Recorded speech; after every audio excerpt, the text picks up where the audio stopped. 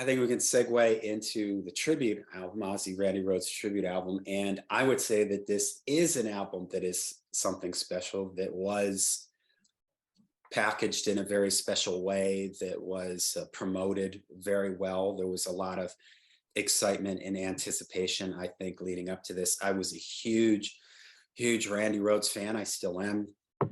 Was so upset that Randy had passed and everything, and I had heard they sort of seemed like they were talking about this live album pretty far in advance. There were always rumors that there was a live show that Ozzy might have. This is the days before the internet, so you were only picking up little bits and pieces from interviews and magazines and stuff.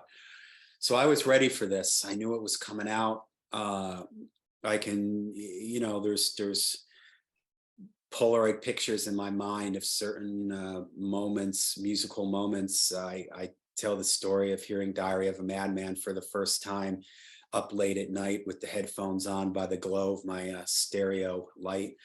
Well, I can remember walking into our mall, Wilkes-Barre, PA mall, and the record store was like straight ahead in front of me. I had to walk, walking towards it. They were blasting the tribute album and it just come out. And I was just beyond excited for it. I thought the album cover was amazing.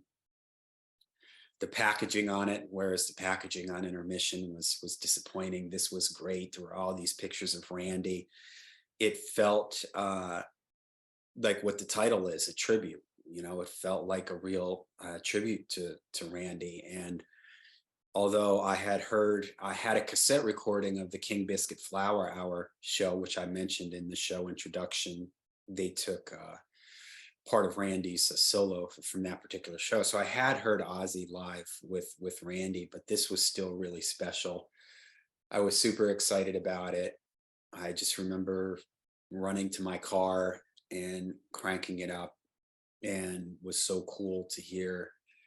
I love the way Randy did little different interpretations of some of the songs, the way he would throw in these little licks and runs between the riffs and stuff like that. I think the set list is great.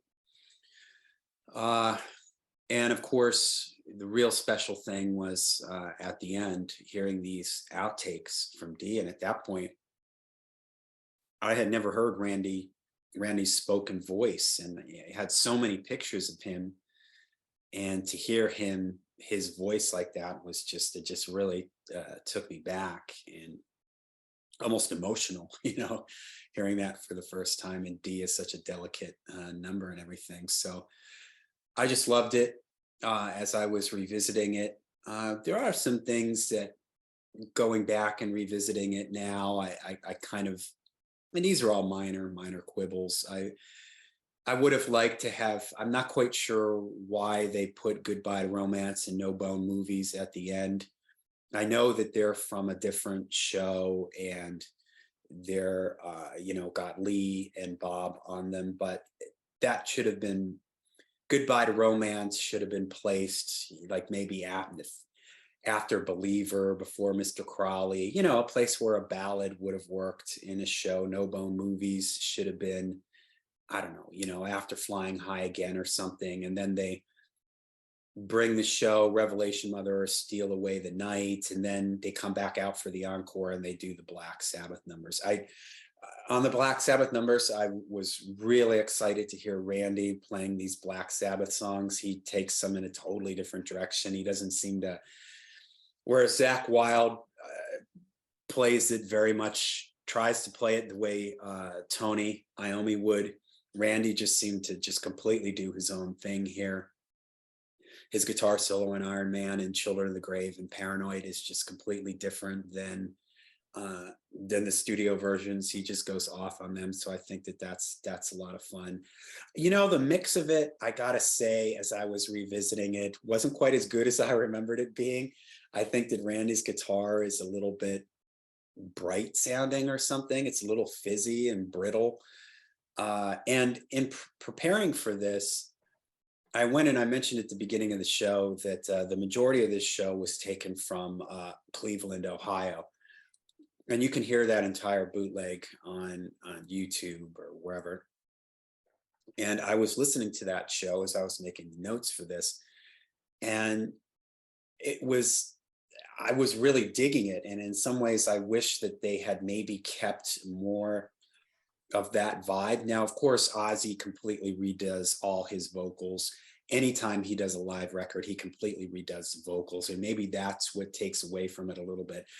But I found myself enjoying this Cleveland bootleg more than I did listening to the tribute record. It felt a little bit more live to me. It had a little bit more, I don't know, atmosphere or something to it. But these are all minor quibbles. At the time, I absolutely loved this. I was just so into Randy Rhoads. This just felt like such a, it really was a tribute to him. The pictures on the inside, the pictures of him with his mother, with his dog, you know, and everything. At the time, these most of these pictures I had never seen before, so I was very excited by that.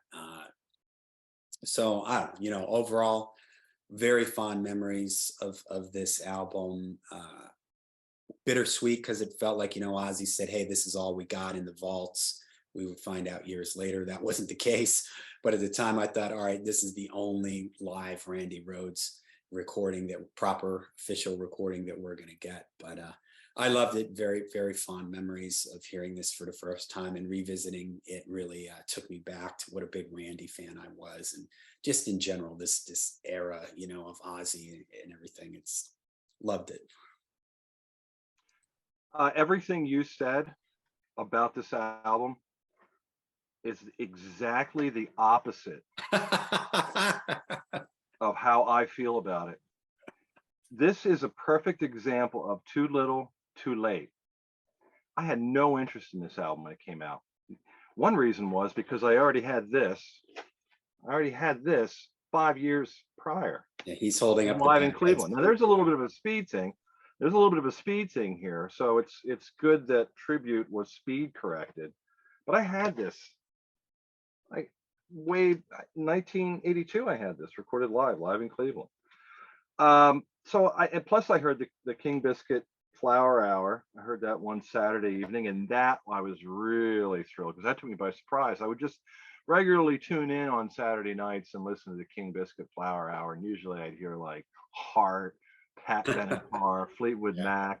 And one time I was surprised, I mean, absolutely ecstatic that I heard, you know, I forget what the name of the guy who was the host. Like, is it Bob Coburn? Is that his name? Maybe. Yeah. Yeah, I can Bob hear his voice in my head. Yeah. Bob Coburn, I think. He said, "Okay, tonight we have on the King Biscuit Flower Hour, Ozzy Osbourne." He might have even mispronounced his album. He may have even said Ozzy Osbourne, but nevertheless, I was totally taken back and taken off guard, and I was so excited to hear it on the radio. And I remember there was bleeps frequently in between songs because they couldn't have any of the profanity.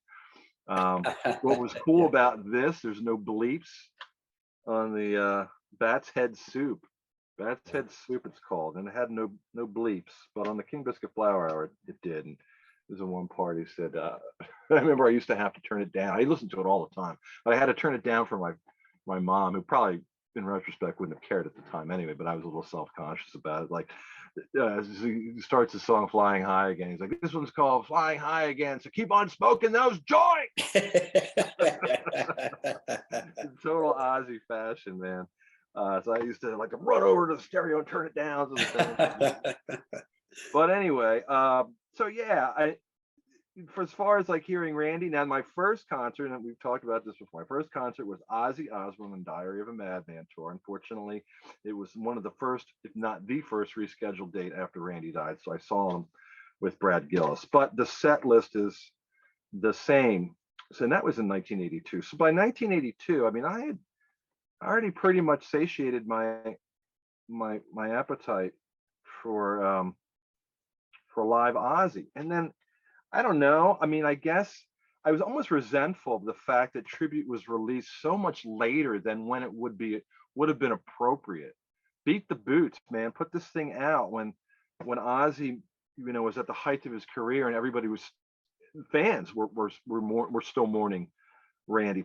Put it out, but they didn't. They waited, and you kept hearing. I remember reading the magazines, and you kept hearing about Sharon saying, or somebody, Ozzy saying, I don't think Sharon was ever actually quoted in any interviews, but somebody from the Ozzy organization, if it wasn't Ozzy, then it was one of the band members or somebody, saying that there was in fact live footage, live recordings of Randy, and that sometime when the moment's right, we don't want to exploit the name, we don't want to exploit the tragedy for monetary gain, but when the time is right, we're going to release these. And like, oh well, that's something to look forward to.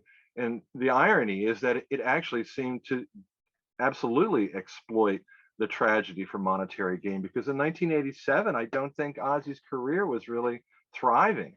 So it was like, okay, release the Kraken, put out the Ozzy and Randy live album. And that's one of the things that I resented about it. It was poorly timed. It was like, this was our ace in the hole. We're going to put it out when we really need it the most. And that seemed really transparent to me. So there's that. As far as the content, like I said, I've already heard everything.